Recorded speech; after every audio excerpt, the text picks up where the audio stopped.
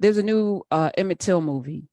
We've talked with the director. We've had the producer on. We've had Tanya Pinkins was in Women of the Movement, which was the miniseries chronicling the same story. Lovecraft Country had a moment in it where the perspective that Misha Green did, where she had the body in the building with the thousands of people that came to view it. I never contemplated the smell of that body because back then they didn't have the same mechanisms to keep and preserve. And this body had sat in that Tallahatchie River until it bloated. And in that Misha Green Lovecraft Country scene, I remember it was so vivid. I was like, I never contemplated that his body would smell, but people still walk through and they had a visceral reaction. I watched Women of the Movement because Tanya Pinkins was in it. This version has Whoopi Goldberg as the mother playing Tanya Pinkins, the role that she played. And it looks amazing, but I also feel like I don't have the capacity to go see that in the movies. And, I'm thinking about, since it's Wellness Wednesday and keeping our peace, like at what point is enough? Because for those of us who may have had parents that were around in the 50s, that singular moment sparked so much anger, pain, disgust. We're not taking it anymore.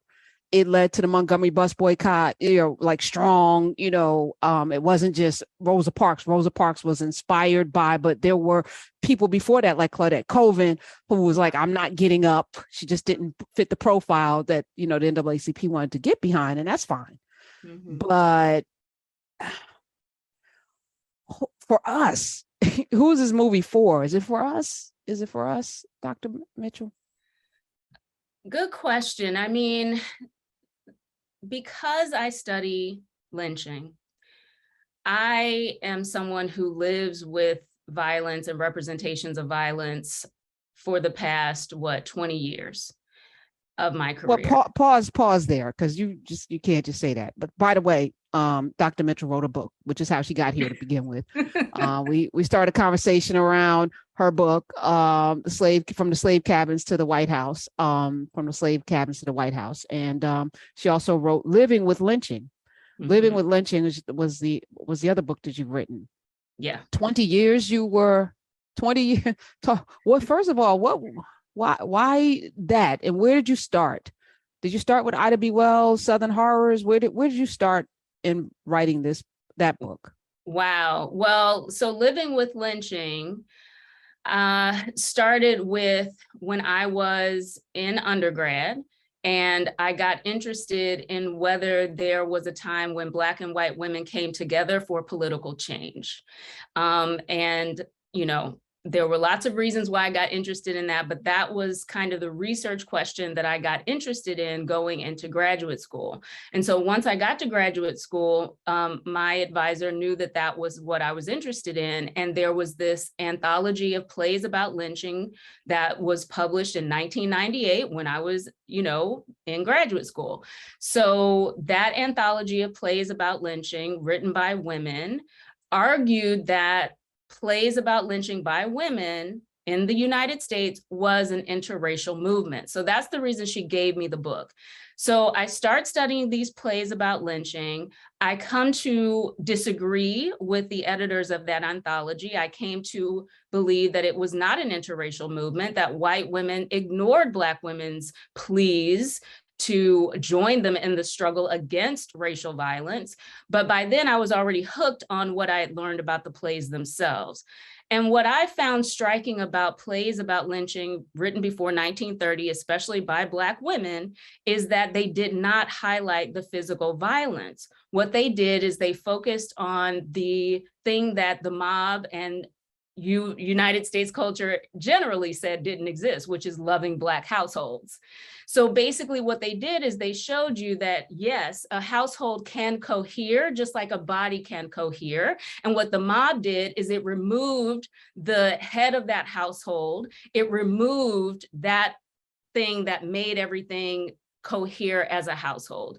And so it showed us the household, which was loving, before, during, and after the lynching. So I got really invested in what Black people do when they create testimony about what is happening to them. And what they did is they made it clear that the reason we are attacked is not because we're criminals, it's because we are successful, and they want to put us back in our so-called proper place. People who call themselves white want to put us back in our so-called proper place. So when you bring up the Till movie, part of what I'm invested in is the way that my journey with studying violence all these decades, my journey with that has taught me at least two things. Number one, that the most powerful thing that people do, to my mind, is create. And so I'm never interested in curbing the creativity, especially of Black artists. Because it seems to me that the thing that makes us most like God is that we create. So I just never want to put boundaries on that. At the same time, it is absolutely the case that we all have to make decisions about what it is that we will ingest and what it is that we won't. We have to make decisions about the degree to which we will witness and the degree to which we won't. Those to me are two different things. And so for me to recognize that there really is power, the reason I know what my ancestors encountered is because they created against the odds. And therefore, I'm not interested in curbing a creative Black person, especially. Okay. I mean, I'm not advocating. As a matter of fact, Keith Beauchamp has been on a couple of times. He both wrote the screenplay, co-wrote it, and is a producer along with Whoopi Goldberg and several others. The young man, Jalen Hall, who's playing Emmett Till, I mean, he lights up the screen. I already know my heart's going to break because I know how this story ends. And again, suffering through watching the women of the movement, which gave details that I didn't even know. You know, I know this movie is going to give details that we probably don't know. It's focusing again on Mamie Till Mobley, played by Danielle Deadwyler. I don't know. Like, where is the and I guess every person has to make that decision. For you, 20 years spent with lynching, was there a breaking point? You know, what I always say, Karen, is that because I study lynching, I take having fun very seriously. And, you know, all of that is a proactive,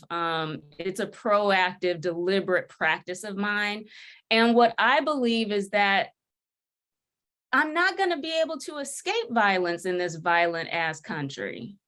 So I better have some proactive strategies, because even if I weren't studying it, I'm going to be bombarded with it because that's the nature of this country. So, you know,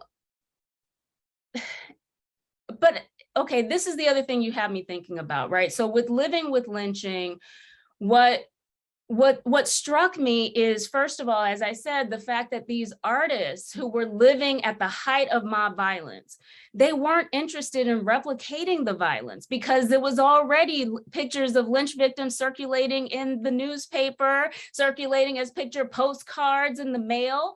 So they didn't need to replicate that violence.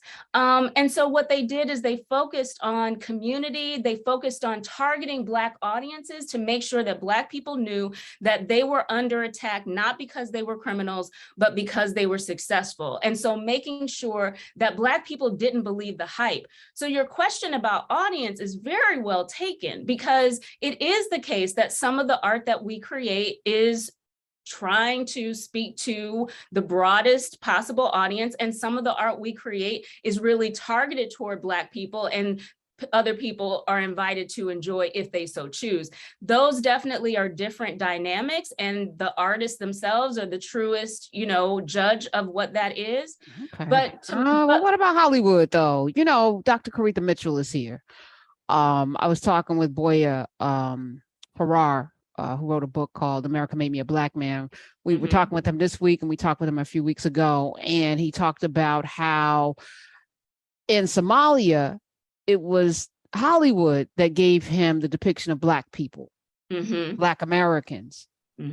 So Hollywood funds and then they don't fund, right? They fund the things just like the music. There was a period of time, and we could talk to Chuck D and a bunch of other, when there was very conscious music, and then there wasn't, because it wasn't being paid for. The money wasn't there, so I feel like trauma, and I've been having these conversations and contemplating, first of all, we got to protect our peace at all costs. And that joy that you talk about, I think some people go too far. So they don't ingest any of the horror, and they're just all joy, all the time. And they, life stress. Yes, we escape from life stress, but with none of the, fundamentals that will steal you in other ways, STEEL, steal you in other ways. So I'm thinking about the trauma porn that is prevalent. Will Smith has a movie that I'm probably going to see. I'm looking forward to this Black Panther. I love The Woman King because I left there feeling empowered and inspired, which is what movies should do. It's Hollywood, right? Also feeling very good about the depictions of us, of the melanated folk, and the story, true or not, doesn't matter. It's Hollywood. Everything's fake here, including the white Jesus that y'all pray to. So let's not quibble over that. But I'm thinking about, how much do we? Yeah, it should be required of every white child, so-called white child in this country, to go see this movie. It should be required of every so-called white person in this country to go see this movie. For Black people, it should be optional, and probably we should pass because we know the story and it's much to carry. But maybe that's the motivation we need. I don't know. Who's going to see it? First of all, 866-801-8255. And why do you think it's important to go see Till? Who's not going to see it? 866-801-TALK. And tell me why you're not going to go see it. I'm probably going to wait until it comes on a streaming platform, because I'm not going to also brave people breathing on me to go to the movie to see something that's also going to make me feel bad. Maybe it's going to make me feel bad because I know how this story ends. There's no happy ending here. Yeah. There's so many things you have me thinking about. One thing I have to say, though, is that it is always the case in this capitalist society that money is going to go toward that which isn't necessarily edifying, especially edifying for those who are marginalized, because that's what the capitalist system is set up for, right? Is to brutalize some and elevate others. So part of what's so powerful for me about us really thinking about art in that context is that we have to remember that the things that are less edifying are probably going to fall on your lap and be easy. And that which is more edifying, you'll have to seek out. So part of what I hope people will do, and part of what, studying lynching plays taught me, is that it's often the stuff that isn't making a lot of money that is actually what the community most feels like it should have access to, but isn't going out of its way to get. So right. I feel like part of what we have to do is be really critical as consumers and remember, okay, this is going to fall in my lap, but what am I doing deliberately to support artists who aren't falling in my lap? And that's something that I definitely want to advocate. Oh, you make me struggle right now, because I don't know why if I like the things I like because it's been curated for me to like them, and the things that I don't like viscerally have been curated for me not to like them. Like I feel like I'm a critic, I'm pretty objective as it relates to, I don't know. Am I, imbued with this? All right, let's go to the phones. 866-801-8255. Let's go to Dr. Gerard in Chicago. Hey, brother, welcome. Professor Karen Hunter and Dr. Koritha Mitchell. It's good to talk with you two today. Hello. Yeah, this is a great question, great topic. I donated to this film, Keith Beauchamp's film, years ago. He's been trying to get this film made for years. And when it was a Kickstarter campaign, I donated funds to it. Wow. I believe that films, be they narrative or be they fictionalized or be they documentaries about Emmett Till, They're a reminder of America's harm, violence, and uncivilized actions towards Black people as fellow Americans. But I think it's also in the practice of poets and storytellers, the retelling of these stories, no matter how many, are a way of knowing. Till films are this reminder that Ida B. Wells' work was not in vain. The Red Record was not in vain. And lynching as a violent act in this country is a reminder to our people to basically keep us in our place. The more we see films like this, I think the better, because it lets not only us not forget, but it also lets the United States of America know that you did not become wealthy and prosperous by means that were virtuous. Okay, so we got to support. I'll do what I've been doing, which is buying 10 tickets, even if I don't go, because that, I mean, for real. I mean, you know, what is that? You know, at a matinee, that may be $80, maybe $100, you know, at a matinee is probably $100. We donate to things. To me, it's tithing. I tithe differently than most. You know, I'm gonna give my money to the universe, my 10%. I give my 10%. It ain't gonna be necessarily to a particular church, although I may do that too. But that's, you know, I got free will. Thank you, God, for giving me that. Yep. So I'm gonna probably buy 10 tickets, but I'm protect my peace. So that's how I'm gonna support Keith Beauchamp.